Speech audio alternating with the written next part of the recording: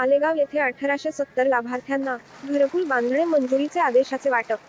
सार्वजनिक बांधकाम तथा पालकमंत्री दादा भुसे यांच्या हस्ते घरकुल मंजुरीचे आदेशाचे वाटप।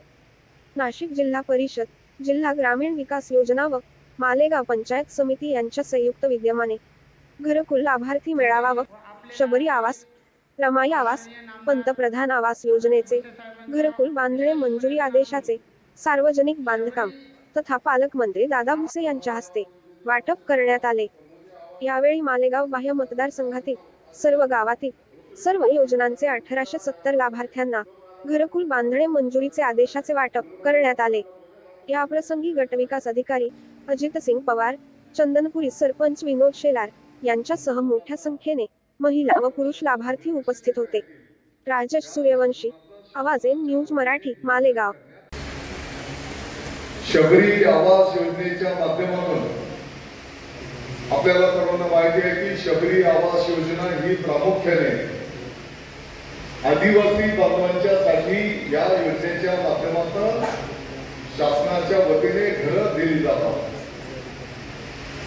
साधारणपणे मागच्या काळामध्ये 497 आणि आता 225 असं साधारणपणे 750 घरं आपल्या तालुक्यातील आदिवासी बांधवांच्यासाठी मंजूर करण्यात आलेली आहे। टाळ्या वाजवायला पाहिजे। त्याच्यासोबत रमाई आवास योजना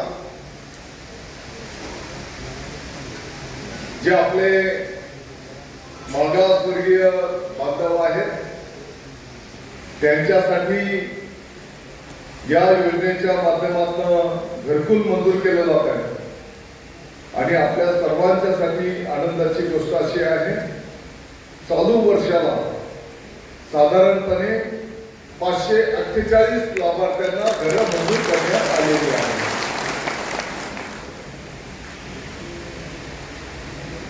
महाराष्ट्र शासनाच्या वतीने नवीनच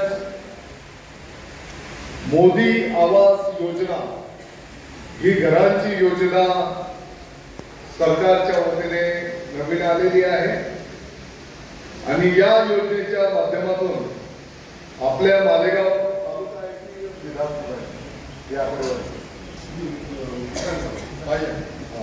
म्हणजे मालेगाव तालुक्यामध्ये नांदगावची पण गावं आहेत, तर नांदगावची गावं वगळून म्हणजे ह्या आपल्या मालेगाव विधानसभा मतदारसंघाच्यासाठी मोदी आवास योजनेच्यासाठी 1097 घरं मंजूर करण्यात आलेली आहेत।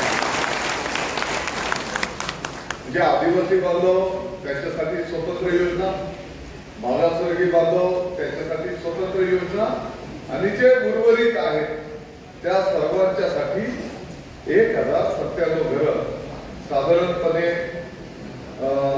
1870 आणि मागच्या काळातले 497 असे साधारणपणे 2400 घरं आपल्या तालुक्याला त्या ठिकाणी मंजूर करण्यात आलेली आहेत।